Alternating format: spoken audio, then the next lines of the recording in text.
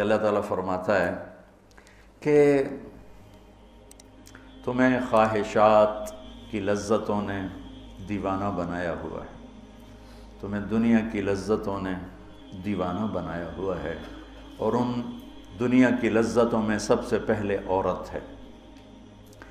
اور اس میں کوئی شک نہیں ہے کہ اس دنیا کی سب سے خوبصورت چیز عورت ہے۔ اور ایک آپ کو اپنا تجزیہ بتاؤں کہ دنیا پھری اور پھر کبھی جنگل، کبھی عرش، کبھی فرش، میں جو شعر پڑھا کرتا ہوں، کبھی عرش پر، کبھی فرش پر، کبھی ان کے در، کبھی در بدر، کبھی عاشقی تیرا شکریہ میں کہاں کہاں سے گزر گیا۔ دنیا میں انسان کے علاوہ جتنے نر ہیں وہ بہت خوبصورت اور مادی انتہائی تھکی ہوئی، چوڑی۔ مور دیکھا ہے؟ مور نر دیکھا ہے؟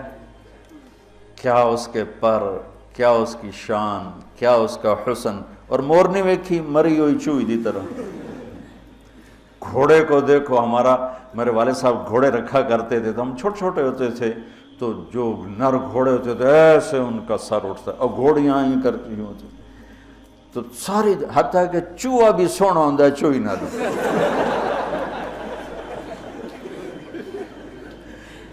نر کبوتر دیکھو، مادہ کبوتر دیکھو، نر شیر دیکھو، شیر نہیں دیکھو، کھوتا بھی سونا ہے کھوتی نہ دو۔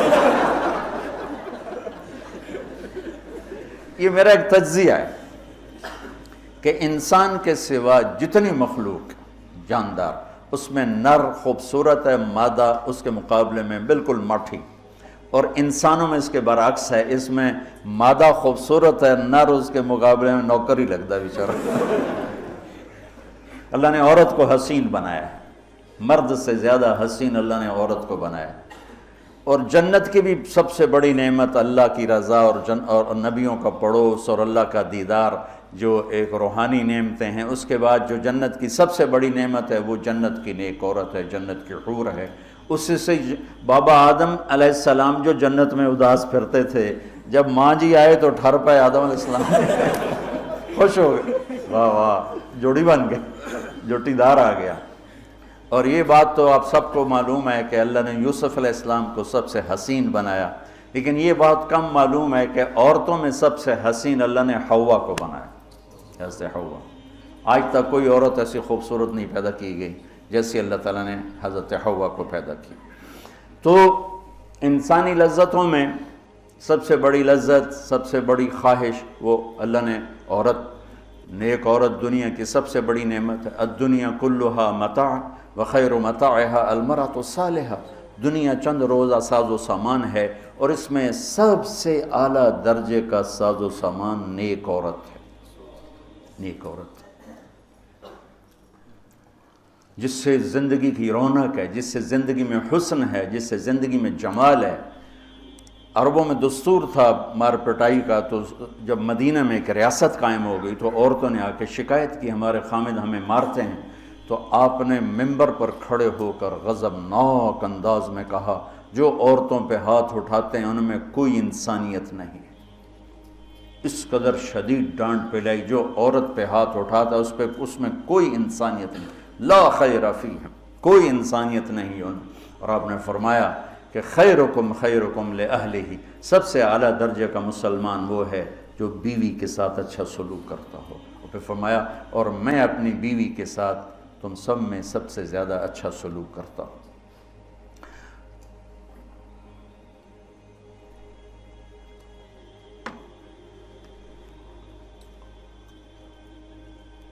آپ نے 9 گھر آباد کیے، جب آپ دنیا سے گئے 9 بیویاں تھیں، اور کسی گھر میں روٹی نہیں کھانے کو، دودھ نہیں پینے کو، دوا نہیں لینے کو، اور بیویاں قربان ہو رہی ہیں، صدقے واری جا رہی ہیں۔ کس بات پر؟ آپ کے اخلاق، آپ کا حسن سلوک، آپ کا اظہار محبت، آپ کی رواداری، آپ کا انصاف، آپ کی دلداری۔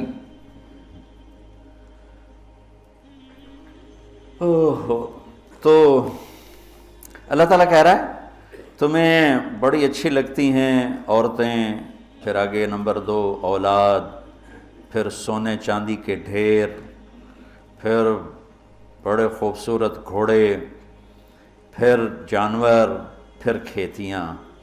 پھر اللہ کہتا ہے یہ تو دنیا کا تھوڑا سا ساز و سامان ہے، اللہ کے پاس بہت خوبصورت ٹھکانہ ہے۔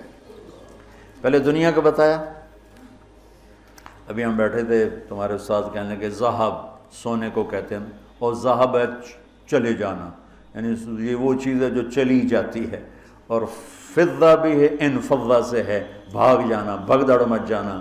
تو سونے چاندی کے اندر ہی بھاگ جانے کا مطلب پڑا ہوا ہے، تو کون کس کے ساتھ یہ وفا کرے گا؟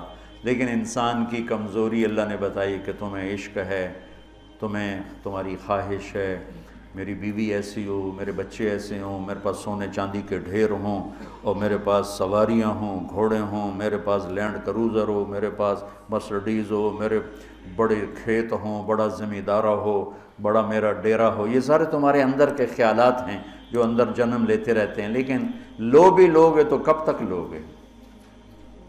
شیر شاہ سوری نے جب دلی کو فتح کیا، بہت اچھا بادشاہ تھا، بہت اچھا بادشاہ،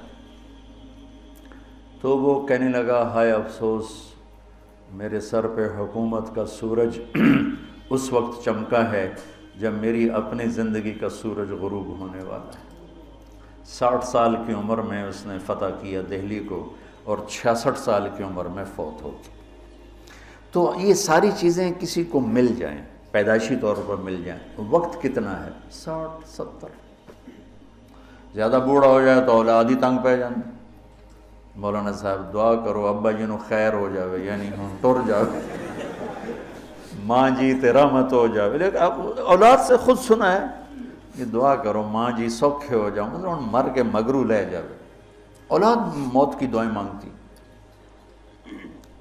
تو اب اللہ اس کے تقابل میں لاتا ہے، قل اُنَبِّئُكُم بِخَيْرٍ مِّن ذَلِكُمْ۔ انبیو کا مطلب ہوتا ہے بار بار بتانا۔ لگا کہ جو تمہیں نظر آ رہا ہے اس سے تو تم اثر لے رہے ہو، میں تمہیں بار بار بتاؤں گا، پوری جنت کو قرآن میں پھیرا دوں گا، کبھی یہاں کبھی وہاں، کبھی یوں کبھی یوں، کبھی نہر، کبھی باغ، کبھی حور، کبھی سونا، کبھی چاندی، کبھی لباس، کبھی کھانے، کبھی اپنی رضا، کبھی زندگی کا ابدی سرمدی ہونا۔ انبے بار بار تمہیں میں جنت بتاؤں گا۔ اللہ کے فضل سے بر صغیر میں جنت سب سے پہلے اللہ نے میری زبان سے کہلوائی، ورنہ کسی بڑے سے بڑے علامہ خطیب نے جنت کو نہیں کھولا تھا۔ سب سے پہلے جنت اللہ نے میرے ذریعے سے چلوائی، اور وہ بھی ایک عجب میرے رب کا نظام تھا۔ ہم نے بھی پڑھی تو نہیں تھی، نہیں ہمیں پڑھائی گئی تھی۔ جنت کے ابواب چلوائی، تیز گام چل رہی تھی، نہ پڑھنے والے کو پتہ نہ پڑھانے والے کو پتہ۔ تو میں سال لگا رہا تھا، 80 81 میں نے سال لگایا جماعت میں۔ تو فروری کا مہینہ تھا اور ہماری گجراں والے تشکیل تھی، اور کویت کا ایک عرب میرے ساتھ تھا، اکرم اس کا نام تھا، اصل کہیں وہ ترکی تھا لیکن نسلوں سے آباد تھا۔ تو مجھ سے ایک دن کہنے لگا تو نے حادی الارواح الی بلاد الافراح یہ پڑھی ہے؟ یقین میں نے کہا یہ کیا ہوتا ہے؟ وہ نام عجیب ہے نا، حادی الارواح الی بلاد الافراح۔ حادی وہ حدی سے ہے، یحدو سے، وہ جو اونٹ کے لیے حدی ہوتی تھی نا، اونٹ کے لیے نغمہ ہوتا تھا، اونٹ تیز ہوتا تھا، تو روحوں کا وہ نغمہ جو انہیں خوشیوں کے شہر کی طرف لے جائے۔ مجھے پہلے سمجھ میں نہیں، میں نے کہا کیا کہہ رہے ہو، یہ کیا ہے؟ کہنے لگا کتاب ہے۔ میں نے کہا اچھا کتاب کس کی؟ کہا ابن القیم کی۔ میں نے کہا میں نے تو آج نام سنا ہے۔ کہا میں واپس تمہیں چلتے ہیں نا رائمنڈ، تو میرے وہاں پڑی ہے امانت میں تمہیں دوں گا۔ تو ہماری 10 دن کی تشکیل تھی، ہم واپس آئے تو اس نے مجھے وہ کتاب پکڑائی، میں نے اس کو پڑھنا شروع کی۔ سب سے پہلے میرے رونگٹے کھڑے ہوئے کہ یا اللہ اتنا بڑا تیرا مہمان خانہ، اور ہمیں سوائے لفظ جنت کے علاوہ معلوم ہی نہیں کہ وہ کیا دولت ہے، کیا خزانہ ہے۔ تو کس طرح ہم دنیا سے بے رغبت ہوں گے، کیسے غلط عورتوں کے پھندوں سے بچیں گے، کیسے دنیا کی چمک دمک سے ہم بچیں گے جب تک ہمارے سامنے جنت کی رونق نہ ہو، جنت ایک نوجوان کہنے لگا اللہ حوروں کا لالچ کیوں دیتا ہے؟ میں نے کہا زنا کو روکنے کے لیے کہ لوگ شادی کر کے بھی زنا نہیں چھوڑتے ہیں۔ تو اللہ تعالیٰ نے کہا پاک دامن ہو جا، میں نے تیرے لیے جنت کی خوبصورت لڑکیاں تیار کر کے رکھی ہیں، وَزَوَّجْنَاهُمْ بِحُورٍ عِينٍ، اور ہم خود تمہارا نکاح کریں گے جنت کے حوروں کے ساتھ۔ اللہ نکاح پڑھے گا، سبحان اللہ۔ تو میں سال میں تو چل ہی رہا تھا، اور میرے اس وقت ہوئے تھے ستمبر، اکتوبر، نومبر، دسمبر، جنوری، 5 مہینے گزرے تھے، اور باقی 7 مہینے پڑے تھے۔ سب سے پہلے سال میں نے لگایا تبلیغ میں، پہلے 7 چلے ہوتے تھے۔ میں نے جنت کو شروع کیا، پڑھتا اور بولتا، جماعتوں میں تو پھر رہے تھے، ادھر پڑھنا ادھر بولنا، ادھر پڑھنا ادھر، وہ سارا ایک دم میری ہوا جو شہرت کی ایسے ہوا کی طرح میرا نام پھیل گیا کہ کبھی کسی نے جنت سنی نہیں تھی۔ وہ کہا ہم نے تو 70 سال عمر ہے، کوئی کہ 80 سال عمر ہے، کوئی کہ میری 50 سال عمر ہے، میری 60 سال عمر ہے، میں نے زندگی میں کبھی جنت کو نہیں سنا، میں نے پہلی دفعہ آپ سے جنت کو سنا۔ تو وہ جو میں پہلے مشہور ہوا لوگوں میں، وہ جنت کی وجہ سے کہ جنت کو میں نے بیان کرنا شروع کیا۔ سارا 1000 آیات ہیں جنت اور جہنم پر، اور کوئی بیان ہی نہیں کرتا۔ کون ہم مرنا چاہتا ہے؟ کون غربت چاہتا ہے؟ کون بیماریاں چاہتا ہے؟ کون دکھ چاہتا ہے؟ ہر ایک چاہتا ہے کہ ایک آئیڈیل لائف ہو، آئیڈیل گھر ہو، ایک خوبصورت زندگی ہو۔ تو اللہ نے کہا میں نے چھپا کے رکھی ہے، اب تھوڑے دن میری مان لو، پھر تم آ جاؤ، پھر دیکھو میں تمہیں کیسے دیتا ہوں۔ تو قل انبئکم بخیر من ذالکم، میں تمہیں یہ یہاں کی عورت، یہاں کی اولاد، یہاں کا سونا چاندی، یہاں کے گھوڑے، یہاں کی سواریاں، یہاں کی لینڈ کروزریں، یہاں کے جانور، یہاں کی زمینیں جائیدادیں تو تم دیکھ رہے ہو، تمہیں ایک اور جہان بتاؤں، ایک اور جہان بتاؤں؟